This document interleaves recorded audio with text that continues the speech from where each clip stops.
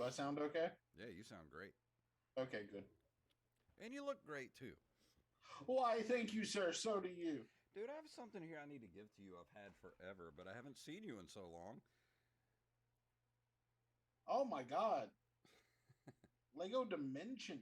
Yeah, I forgot I where I haven't. got this at. No, I got this at the flea market a while back. It was in like this big thing of Lego. It was like a bin of Legos, and it was right on top. I was like, oh, I got to get that for Wally. That's interesting. Yeah, that's one of those uh dimension packs where you can. It was basically their version of Disney Infinity. Okay. Rampage is here. Yeah, that's not Hello, Derek. Rampage. That's Mr. Wally Phelps. I done told you I was going to be here, and that's why I wasn't going to be playing Fortnite. Hey, I did get Fortnite put on the PS4, and it's playable, so I can play with you Thank guys now. fuck. Well, Now you I know just the got to get my season. Twitch hooked up to it. I don't know how to use Twitch on the PS4. Oh, it's relatively easy. You just I forgot. I know how to do it on the five. You press the share button and you hit go. But all I have is that little microphone that comes with the PS4, and I'm Any headset should work. any headset. Like anything I don't that's have a gaming headset though. three and a quarter or You know what? um I might go by the Five and Below store, or Five Below, whatever it's called. I'm gonna have to buy you a headset. Well, I have headsets. Like this is my best headset here, but it's not a gaming headset.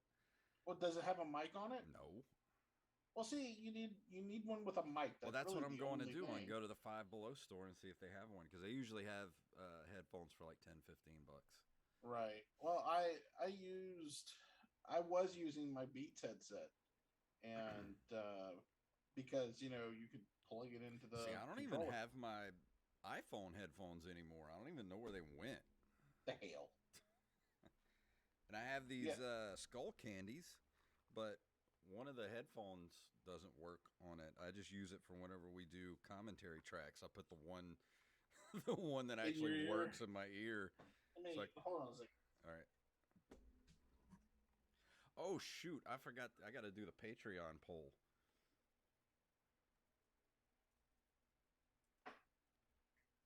So I'm really why am I logged out? Okay, so this is what I use, and this is the official PlayStation 5 one. Really? Yeah, and Those look it's 3D nice and audio, those look comfy. but they're falling apart. See how Really? the see how the Well, that's cheaply made.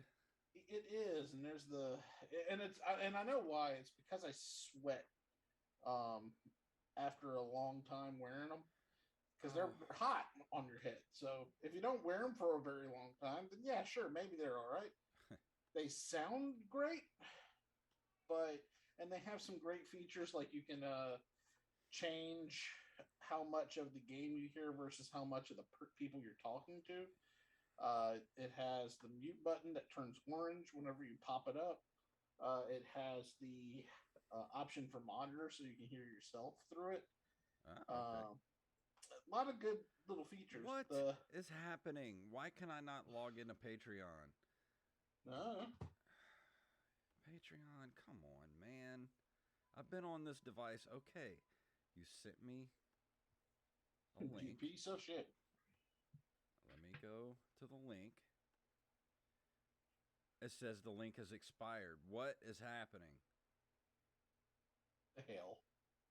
Well, I'll just have to do it from my other computer. I don't know what the deal is with Patreon right now. I was gonna go do the thing. Update the shout outs. Well, I was gonna do the poll.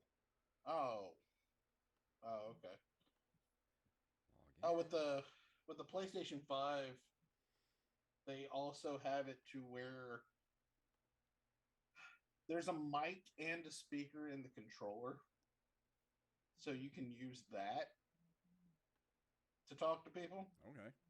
Yeah, it keeps Problem saying is, verify this device, but the link has expired as soon as it sends it to me. I don't know what the deal is with that. well, that's a load of shit. Yeah, that's a load of shit. That sucks. Come on, Patreon. What's wrong with you? Well, I'll do it later. We'll do it live. We'll do it live. All right. Well, I'm ready to start the show. You got all the links up and everything? Yeah, I got the. I opened the links, but I have them in front of me. Okay. All right. Well, I'm ready to start. Are you ready? I'm ready. All right. I'm ready when you are. 3, 2, 1.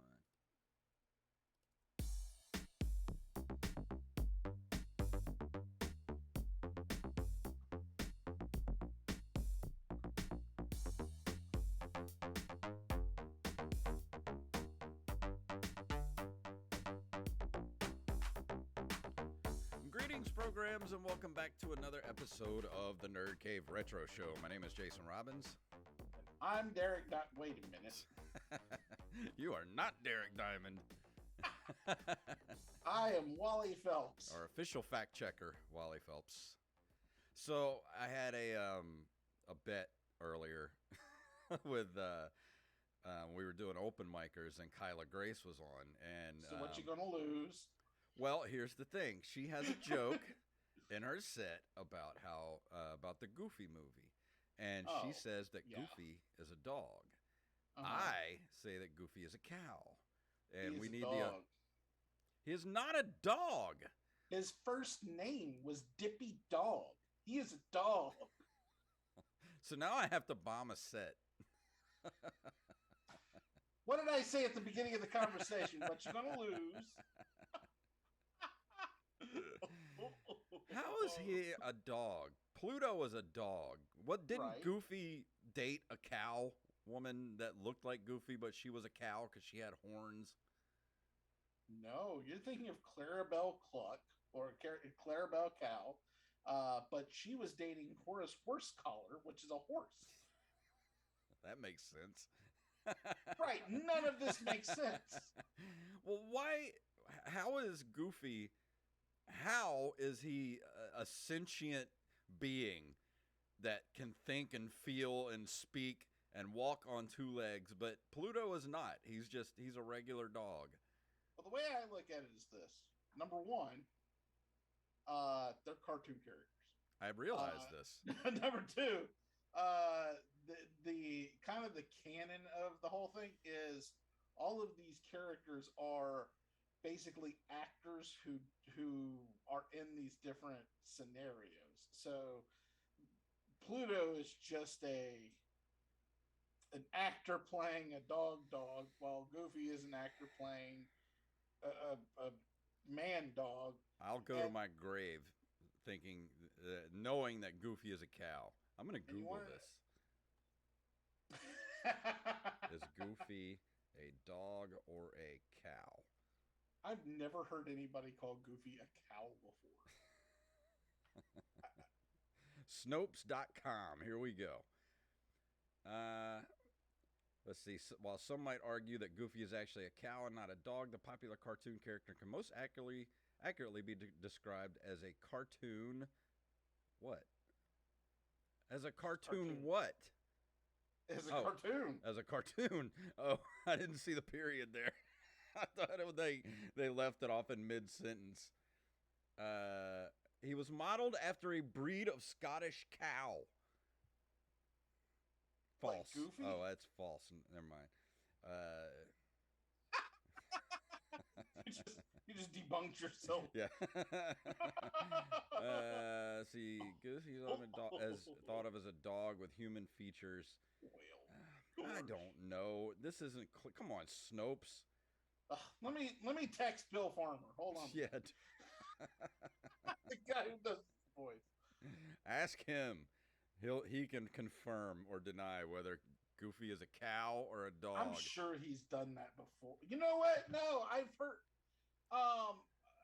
heard an interview where he said that he is a dog, but he is Goofy. He defies explanation. Because I mean, whenever you look at Goofy, he's always the everyman character. So it's not. I mean, it wouldn't make any sense for him to be any kind of animal, really. But he's a dog. Well, this is a great start to the show. I've already lost a bet.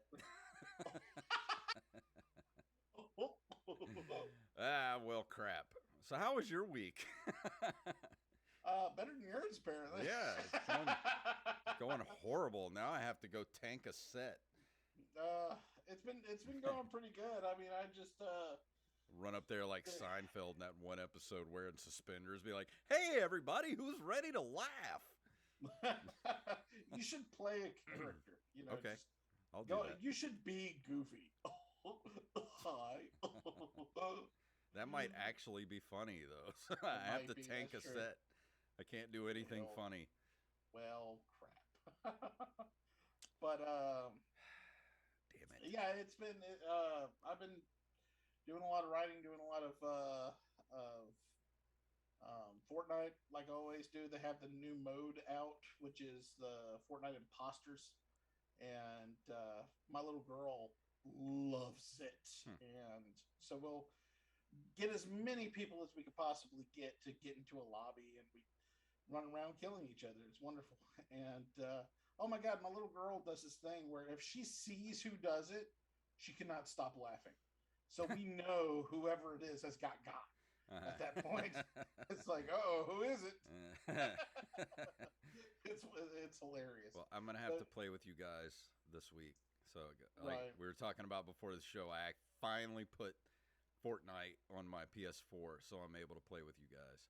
Well, the end of the season is Sunday at 3. Well, I'll start the new season.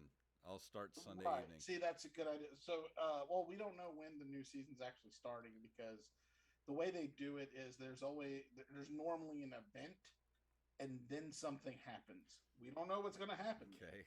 So, once the event is over, we'll know. All right.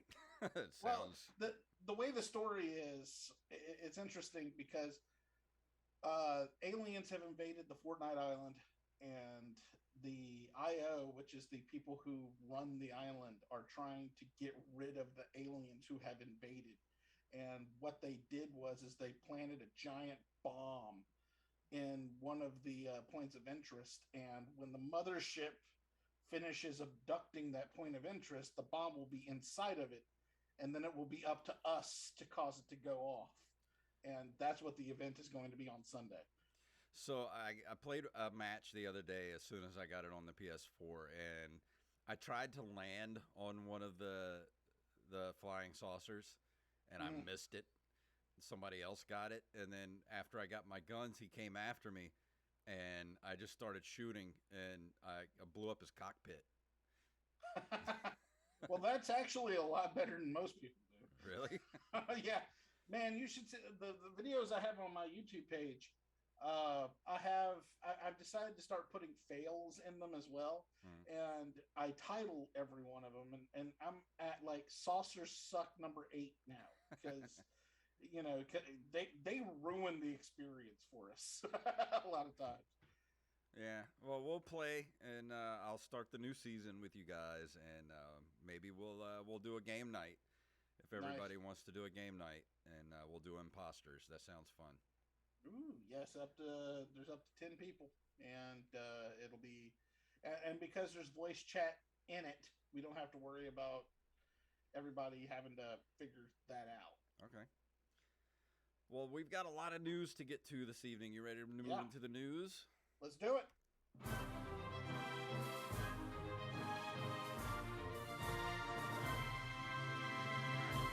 The top story tonight is from TechRaptor.net. New allegations surface in Retrogaming auction controversy.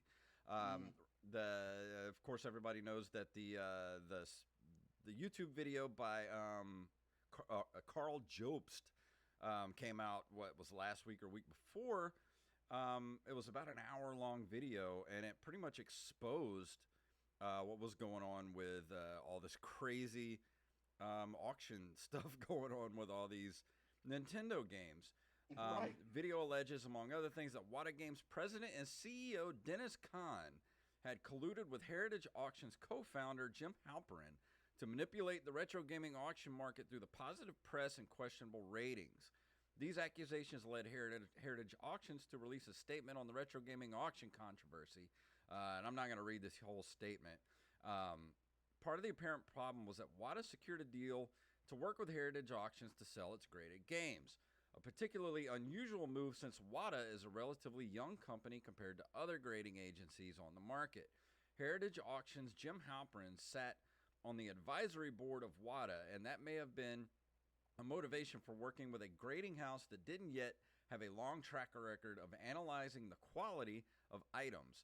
Both VGC and Kotaku reported on the accusations raised by Carl Jobst, and Heritage Auction's statement may have brought an end to this saga, but all changed when a subsequent report was released with much more detail, and then the mystery deepens from there. So basically what's going on is this, what's his name? Not Jim Halperin, but the other guy. Dennis Kahn. Kahn! Basically, over the last couple of years, has been going to all these different retro gaming shows, buying games from people on eBay, lowballing people, buying up all these different games. And while that's not necessarily bad, he can do that. I mean, and you can do that, whatever you want. Yeah, do it. But he's using WATA to grade the games and then sell them. And WATA has a policy that if you work for WATA, you can't have them, grade the games and then turn around and sell them. Like, that's not cool to do. And he was doing that, even though he says that he's a silent partner in WATA. And I mean, what's the difference? He's not he is like part of the, like, not the CEO, but he's like he's a huge part of this company. That's ridiculous. And he's just trying to say that he's only a silent partner with WATA, but that's not the case. He's been colluding with all these different auction people to drive up the prices of these games and getting other money people, people that aren't necessarily into retro gaming, people that are into trading things like, cards and coins and things of that nature, to come into the retro gaming market, buy these games, drive the price up, sell the games, and then get out. And that's as close to insider trading as you can get without it being an SEC violation. Exactly. So I don't know exactly. I've been kind of following this story over the last couple of weeks. I don't know if necessarily what he did is illegal, but it's definitely unethical. Think it is. Yeah, it definitely is unethical, because what it sounds like he's doing, he's using his position in the company that basically determines what's valuable and what is not. And this Jim Halperin guy is the guy that did the same thing with coins back in the 80s. There was a huge coin bubble. And then I remember that. And then it imploded at one point. So basically, he's doing the same thing now with video games. And there's going to be a lot of people who are getting into this thinking they're going to make a ton of money, and this bubble's going to burst. Like, this guy, Jim Halperin, has a track record of doing this. Coins in the 80s. I think he was behind a lot of the comic book stuff in the 90s. Like, he has... I wouldn't blame any one person on, but yeah, I understand what you're saying. But he's got a track record of this, this thing. And Jim Halperin is a name that many people are going to expect me to make an office joke from. Yeah, exactly. So I'm not going to do that, because I'm not as much of a hack as you think I am. And let's see, there was something to do about Pawn Stars too.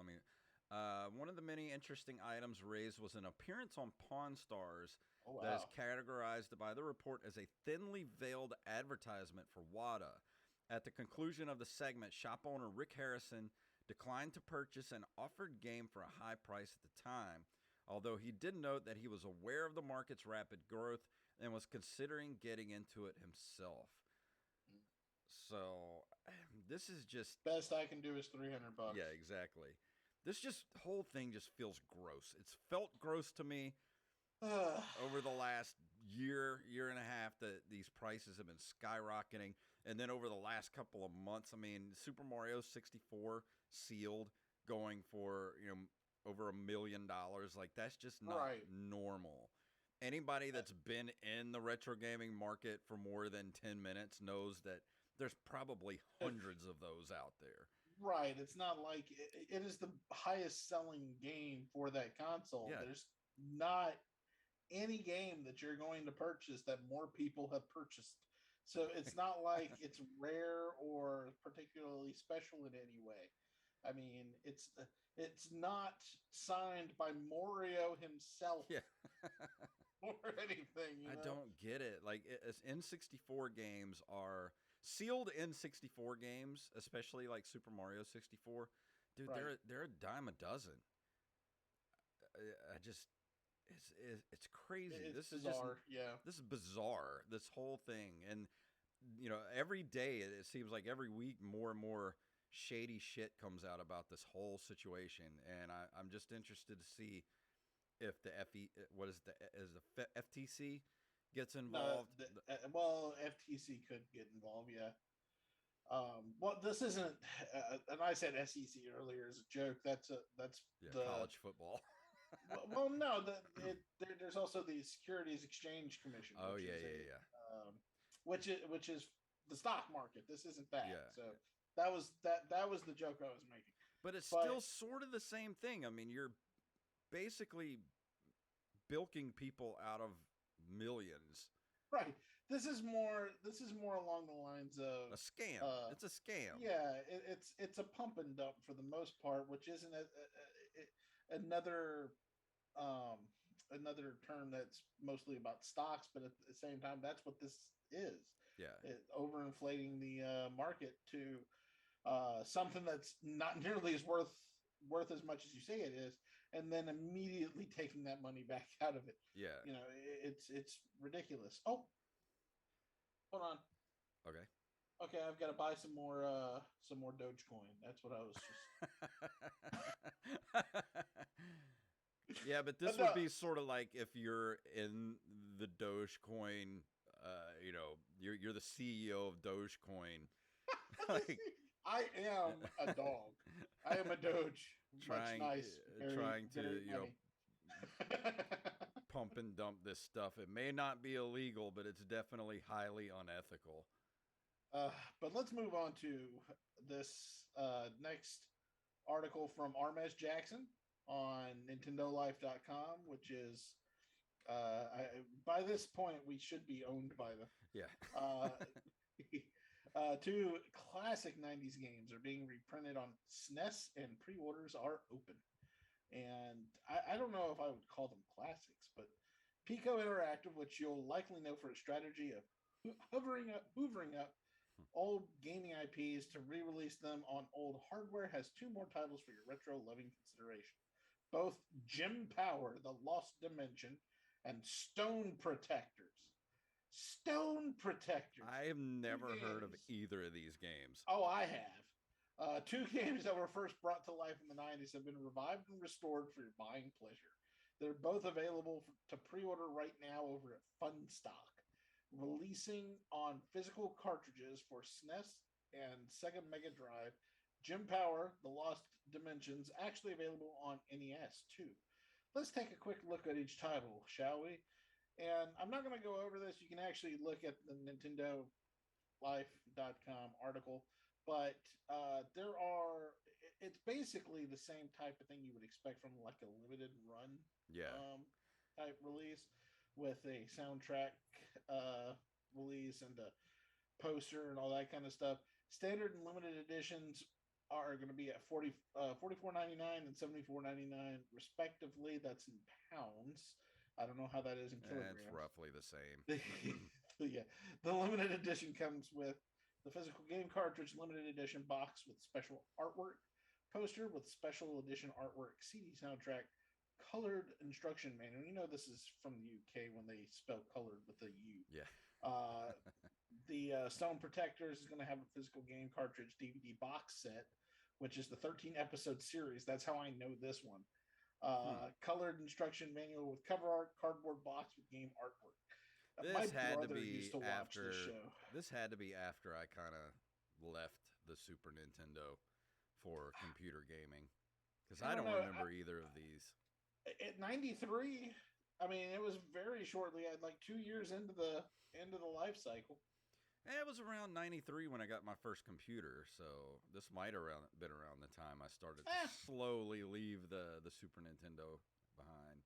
See, I didn't play either of those games though, because I am a intellectual.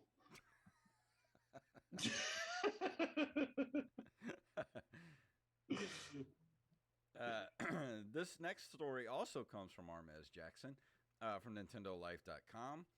Tales of Monsterland is yet another new Game Boy game, and it's getting a fancy limited edition. With rumblings that Game Boy and Game Boy Color titles are headed to Switch soon, now's the perfect time to report on the fact that we're getting another new Game Boy title. We just talked about one of these last week. Yeah. JJ Games is set to release Tales of Monsterland, a platform title that seems to take inspiration from Sega's Wonder Boy 3, The Dragon's Trap, which was remastered on Switch a few years back.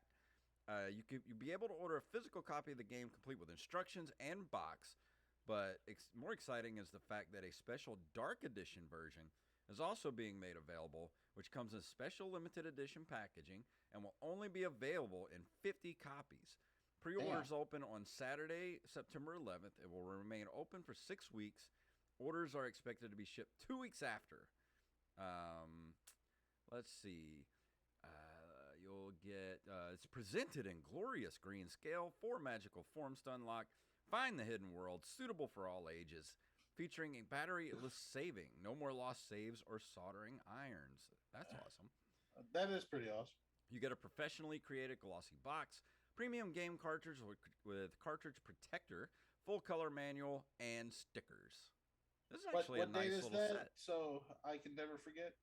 What's that? What date would that be? So we don't forget. Yeah, September 11th. Never forget. Oh well, never mind then. I will not forget this. This actually looks kind of cool. I like this box and everything that comes with it. Very nice looking. Very nice. Very nice. Rampage is talking about his gateway computer that he used to have with a whopping 256 megabytes of RAM. That's what mine was. We must have had the same one. I had a gateway in 1993. That is what he said. Yeah. I didn't get a computer until later. My very first computer was a Commodore 64 that we got in like 87 or 88. I hear it's really neato. What kind of chip you got in there, Dorito? Yeah. But leave it to Jacob Craig to bring my favorite article of the day. Please stop talking. I hate autoplay. Oh. Not you. Don't stop. Not you. Stop talking. The guy on the computer. Okay, God, man, I'm supposed to be talking. But Jacob Craig, who has, I think it's funny. There's a Pokemon Krispy Kreme collaboration revealed, and this is on the comicbook.com. And basically, over the last 25 years, hold on a minute, the autoplay video just popped up on mine too, and I was like, okay. Over the last 25 years, Pokemon has inspired a number of food collaborations, many which have centered around breakfast.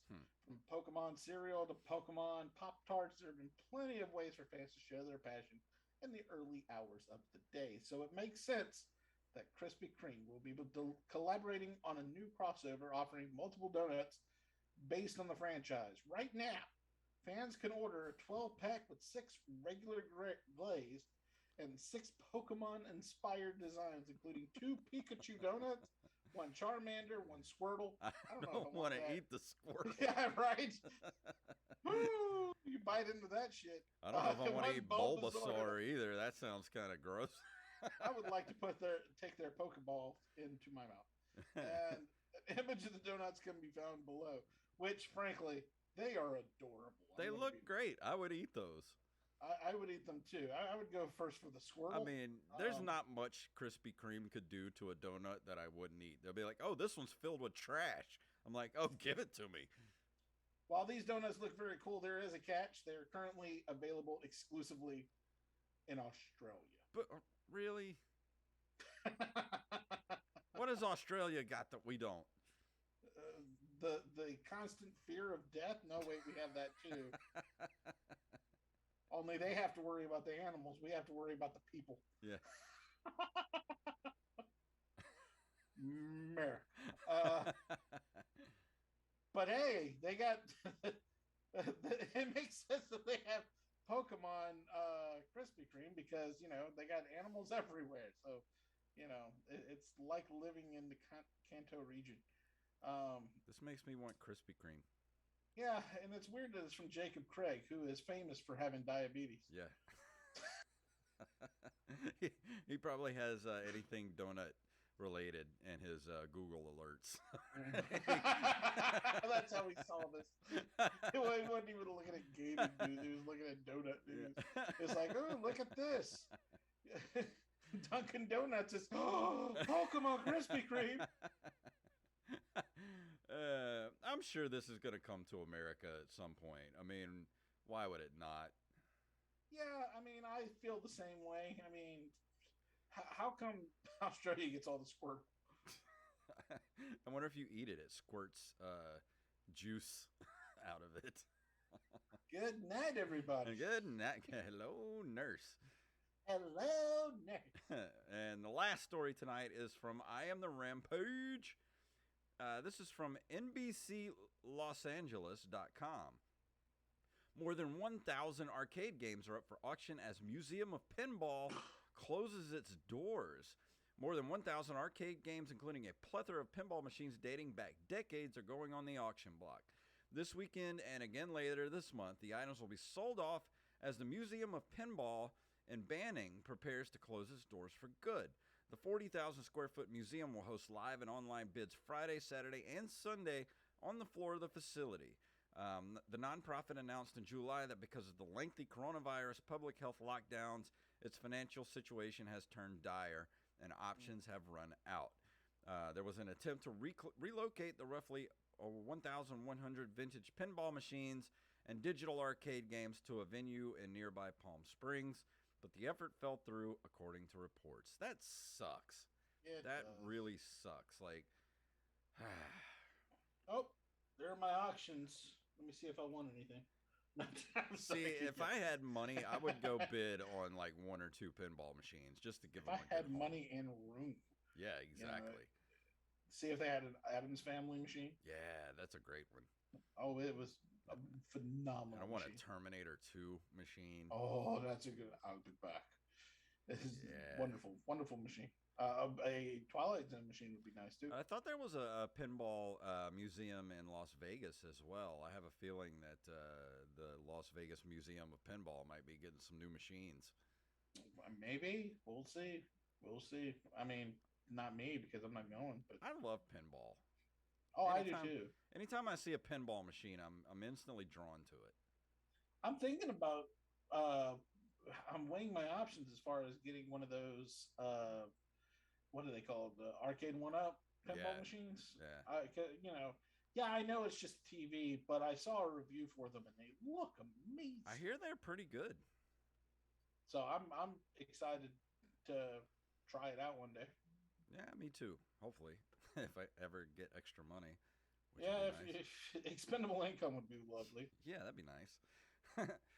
Before we go into the review tonight, usually Derek does the shout-outs, but tonight I will take that mantle. And these are our patrons that we love to shout out every week because they keep the lights on here at Nerd Cave Retro, and we appreciate them so very much for that. We got Axeblade07, Daniel Salmon, John Jekyll, a.k.a. Mixmaster, Han Solo, Carlos Longoria, Staff Sergeant Sketch, Tyler Watson, who is the fact checker to the fact checker, Mr. Wally Phelps, Brandon Rutledge, Gus and Penny, Matthew Salmon, Randy Bailey, Joey Image, and Ron Johnson. Thank you guys for supporting the show. If you'd like to be a patron of our show, you can head over to patreon.com/nerdcaveretro, where if we stay above that $50 level, we do our commentary tracks every single month. And out right now, if you're a patron, we just dropped Big Trouble in Little China just last week. That was so fun to do.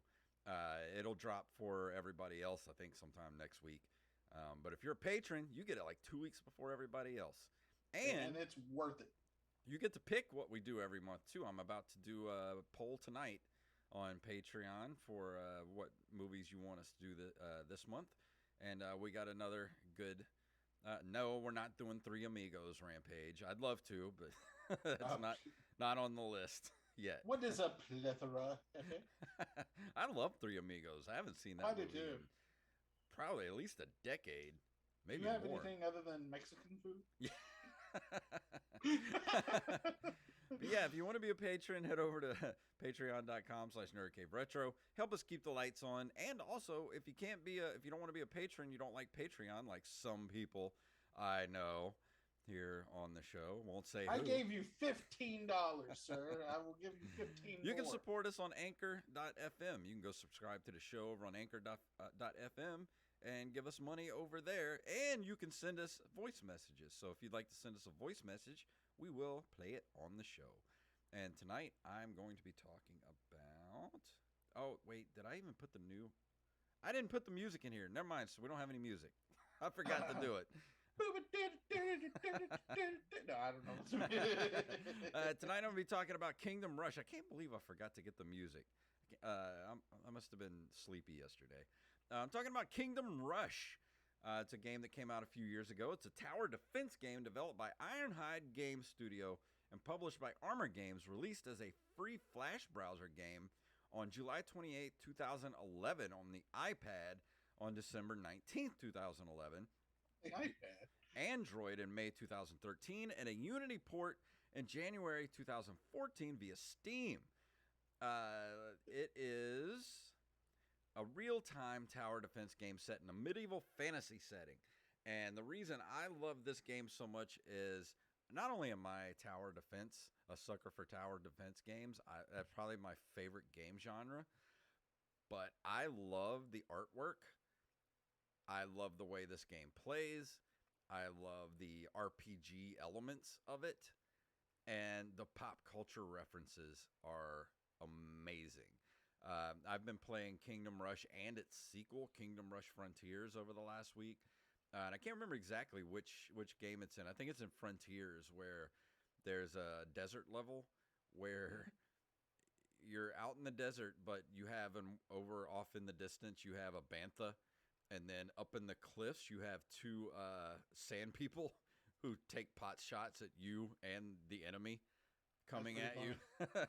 And then there's another one where you're doing, where you're like at I think it's I'm trying to remember which game is which. I've been playing them both at the same time over the last week and a half. But one of them has Indiana Jones, and it's one of the final levels of the game where you're at this big temple in the desert, and Indiana Jones is kind of up on the cliff, kind of just watching everything. And every time something happens, like this big, exclamation mark pops up top of his head, like he's seeing something interesting. It's fun.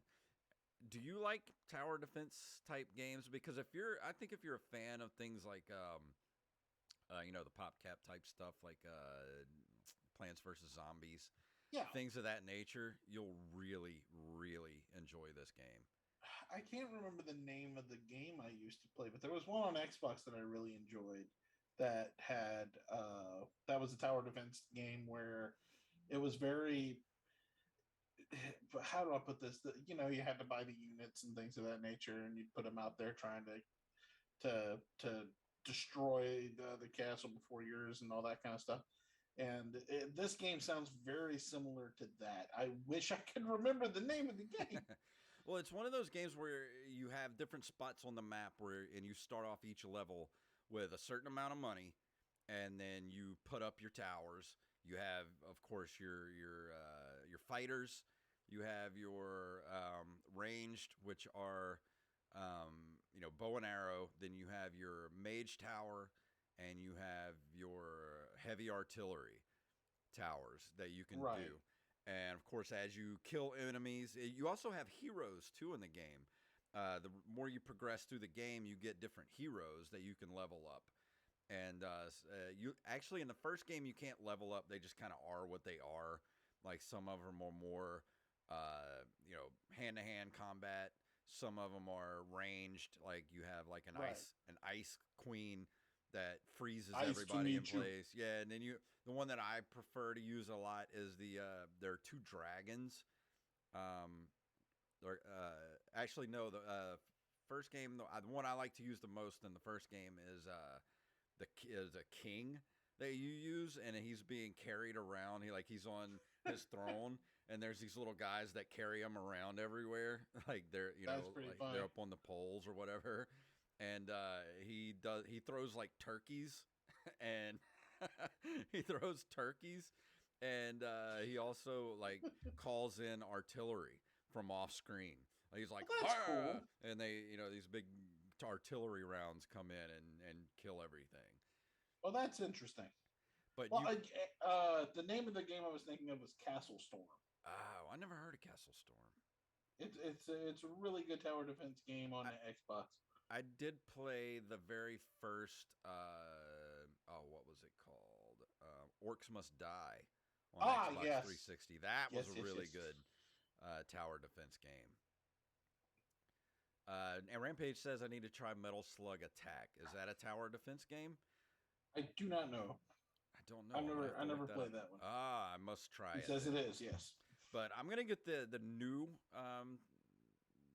Kingdom Rush that just released not too long ago. I'm gonna get that this week. You can get these on. I play these on Steam, but they are available on the Switch, which I don't know exactly how this works on the Switch, and I don't know if I really want to try a tower defense game in like a handheld mode with a controller and not a keyboard and mouse. I mean, that does seem rather unwieldy. I mean, it worked on Castle Storm because it was designed specifically for it.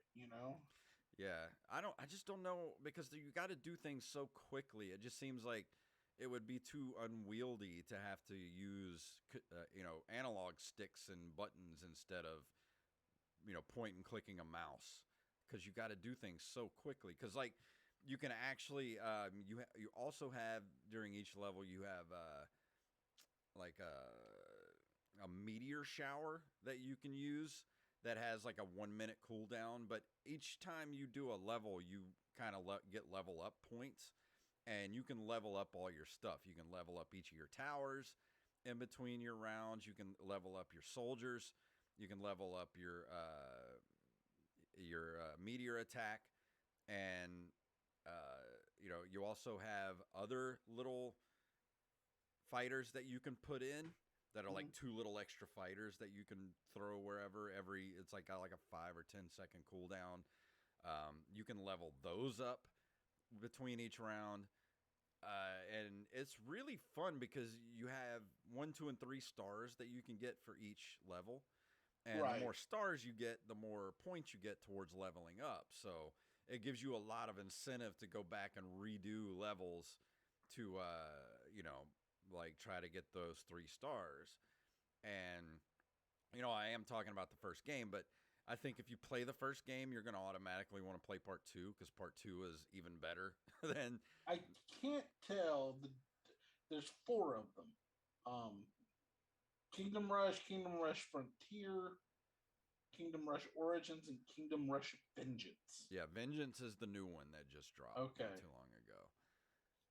And they are all included with the Play Pass. The Quake Pass on Steam. So if you get that, you'll get all the Kingdom Rush games. The Play Pass also on Android, so it's the Play Pass. If you have, because I pay like $2 a month, and I get Play Pass. So I'm gonna download this. It's such a fun, like it takes your attention, but it's also not intensive, I guess you'd say, kind of a game. Like it's more like I can sit and play it and still like watch Riff Tracks or something, or Mystery Science Theater, because it doesn't take your total attention until you get like later in the game when things get crazy. Because Sweet Mother of Abraham Lincoln on Kingdom Rush Frontiers, which is the sequel, I finished both of these games over the last 2 weeks. I've 3-starred everything, and gotten everything unlocked. And Kingdom Rush Frontiers, which is part 2, just dropped a new game mode this last week Ooh, where it's you have 2 new maps that are endless.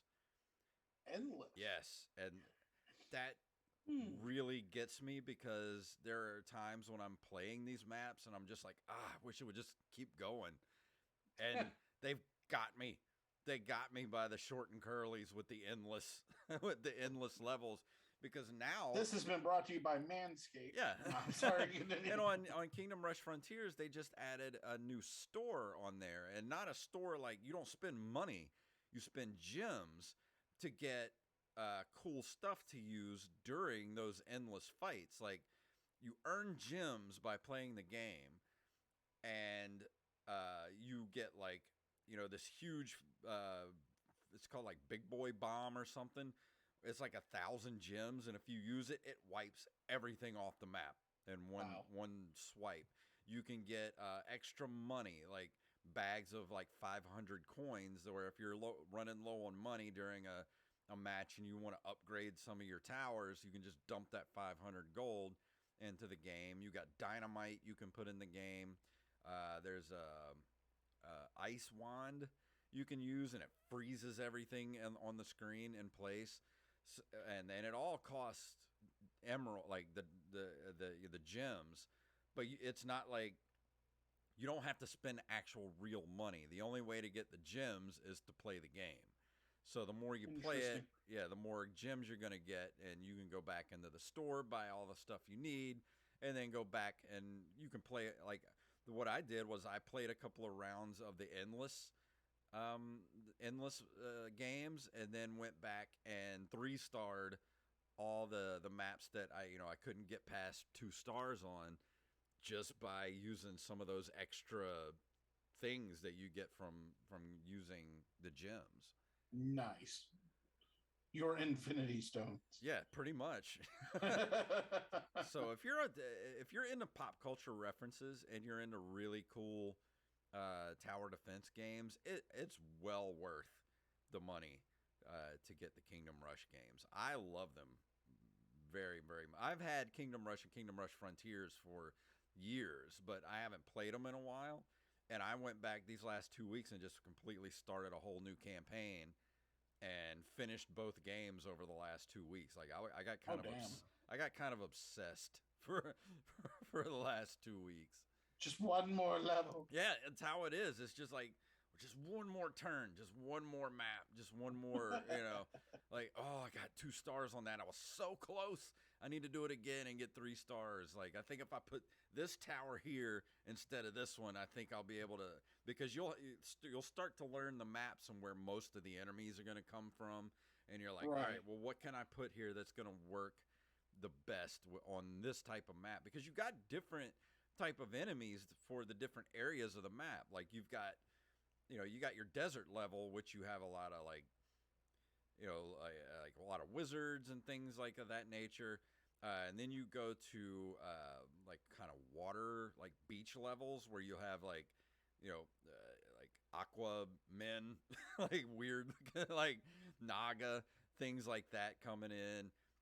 And you can use your different heroes that are specialized in different levels like that. Like they have Halloween themed levels. Like I like playing one where the headless horseman keeps running in.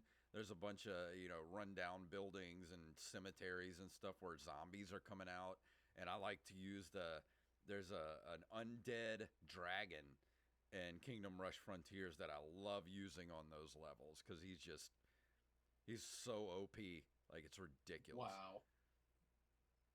And you have to fight like ghosts and things like that, and you have to use certain towers against certain things. Like the ghosts that come through, nothing else hurts them but the mage towers. So you're like, all right, well, on this level I need to have more mage towers than anything because there are so many like ghosts that come in that can't be hit by anything but the mage towers.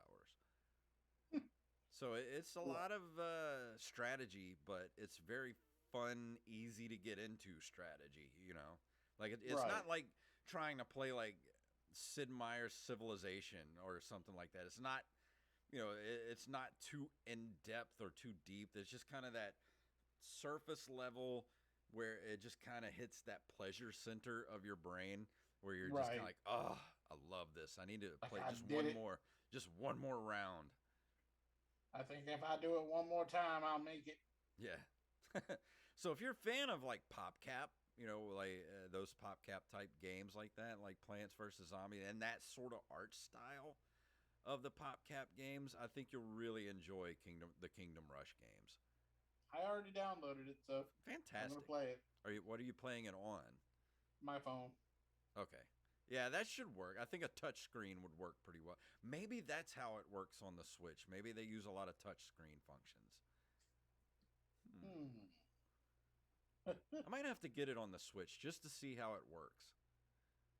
But I think Of you'll course, enjoy it a lot.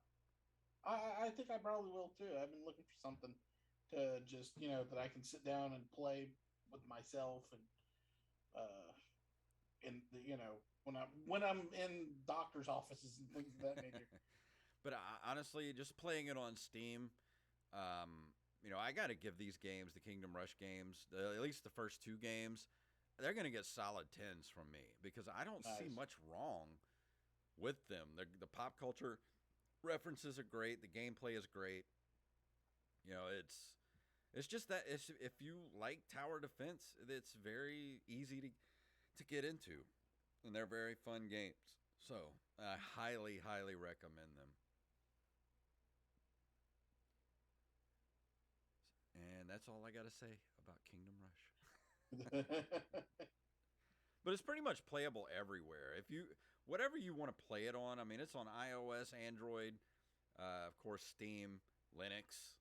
You can play it on Mac, Nintendo Switch. It's everywhere.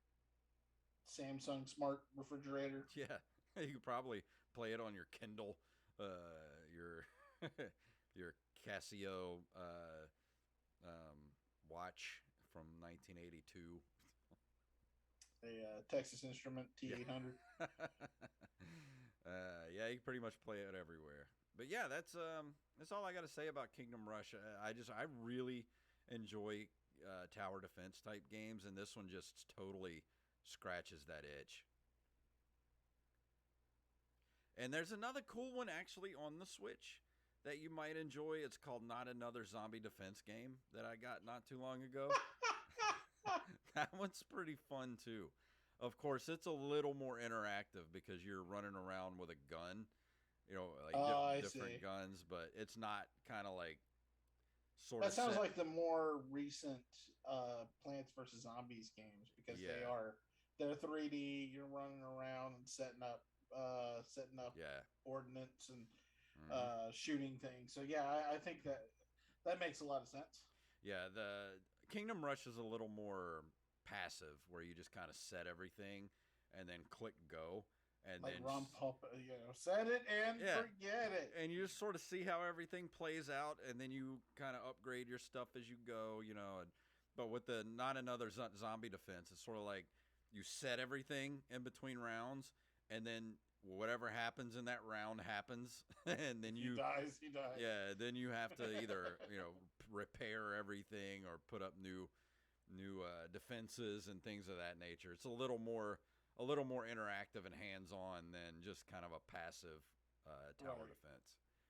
But they're both fun though, especially if you're a tower defense sort of lover like I am.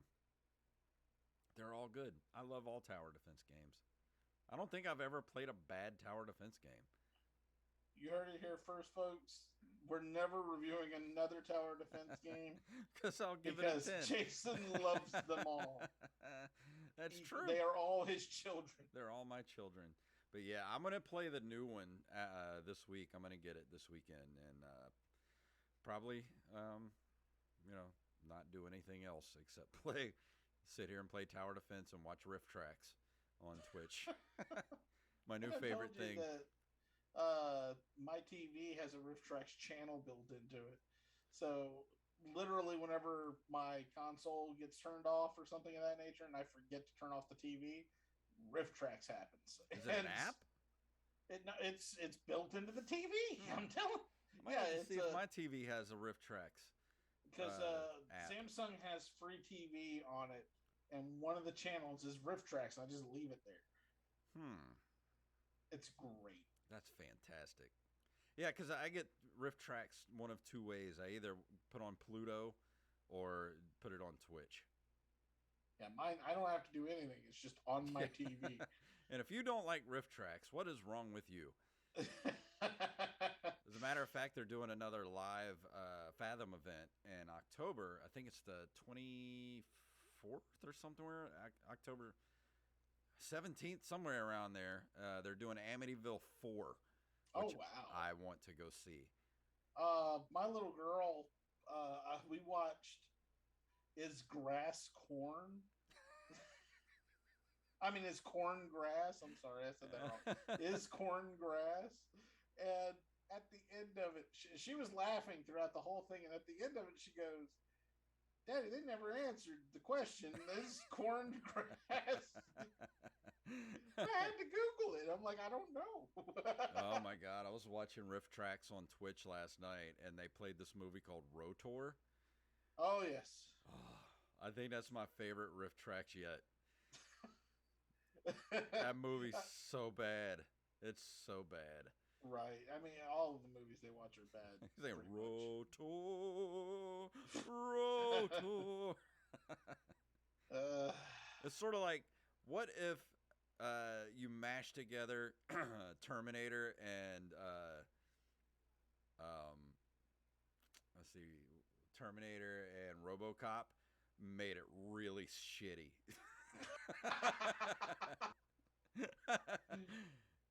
And that was the pitch to the studio. And you have Rotor. If we made RoboCop and the Terminator and did it, but half-ass it, yeah, but make it on $20,000. No. We quarter-ass it. I love Riff Tracks so much. Like I don't know. I can't stop watching it lately. It's like my favorite thing on the planet right now. I can't. Whenever I'm working here at the computer, like that's what I have to do. Like after this is done and I'm editing up the podcast, I'm going to be watching Riff Tracks on Twitch. That's pretty funny. Yeah. But we're going to go ahead and call it a night. What do you say? That sounds good to me. It was lovely having you here, Wally. Thank you for. It was. Thank you for filling in for Derek. You're very welcome. I am not nearly as handsome, but I appreciate you having me on. And don't forget, you guys, I did a post earlier today on Twitter and in our Discord. We're doing our giveaway next week that we teased back when Derek was a regular on the show. Guest starred Derek Diamond. We're doing our giveaway next week, but you have to be a patron to be in the running. We're going to put everybody's name in a hat, and I'm going to draw it, and you're going to get Monsters Anonymous, like what I'm wearing right now. If you're watching on YouTube or Twitch, you get a Monsters Anonymous t-shirt, a poster signed by cast and crew, and a script signed by cast and crew. You also get a Parker Syndrome poster signed by cast and crew, and you get a bag of Brez coffee. So I thought you were about to say a bag of bricks. And a bag, change the BR to D.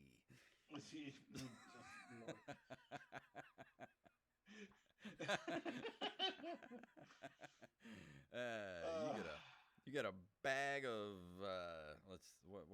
bag of pudding. You'll win a bag of pudding from the Nerd Cave. Bag of tapioca pudding from Nerd Cave Retro. Tapioca pudding, yes. Not only just the finest. Only the finest tapioca pudding. That's right. That we could find. Equate tapioca pudding. Yes. Equate, which doesn't even make pudding. They started for us. We're getting dumb now, so we need to Getting dumb. Getting dumb. We're there. Where can people find you on the interwebs, Mr. Wally Phelps? I am the Real Big Wall everywhere on Twitter, on YouTube, on Twitch. The only place I'm not the Real Big Wall is Facebook, where I am at Wally is Funny. Fantastic. And if you like to play Fortnite, please follow Wally on Twitch and add him as your gamer friend for Fortnite. Yes. Here's the thing, though: you have to build rapport with me before we play with you because we had really bad experiences before. Okay. Well, if you'd like to be a part of our community and get in on all that stuff, head over to our Discord, which you can find on Twitter. Go to up at the very top. I set an unexpiring link to our Discord on our Twitter. So just go to the Twitter page at Nerd Cave Retro and join our Discord community over there. And things are settling down too. Now the fall's about to be here. Baseball season's almost over for Derek, so we're gonna start doing game nights again soon, especially in the fall and winter months, which will be fun. What do you say, Wally? You ready to get out of here? I say it'll be fun also, and I am ready to go. Yes, let's do it. If you'd like to email us, you can email us at nerdcaveretro@gmail.com. We're at Facebook at facebook.com/nerdcaveretro, Instagram and Twitter at nerdcaveretro, at jfunktastic, at Derek_Diamond, and of course at The Real Big Wall. Go get our merch at ncrmerch.com, where right now we got a 35% off sale going on. You get your t-shirts, your mugs, your face mask, your computer bags, whatever you need. Or you can go over to patreon.com/nerdcaveretro. Throw us a couple bucks a month to keep the lights on, and we will keep doing those commentary tracks for you. And if you can't do that, can't support us, leave us a review wherever fine podcasts are sold. So, Wally, please tell them what it's all about. Live long and smoke meats. Yes.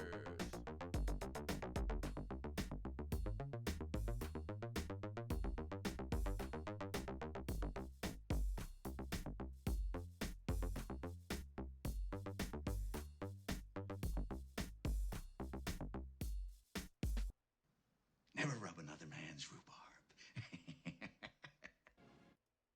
Fantastic. Wonderful.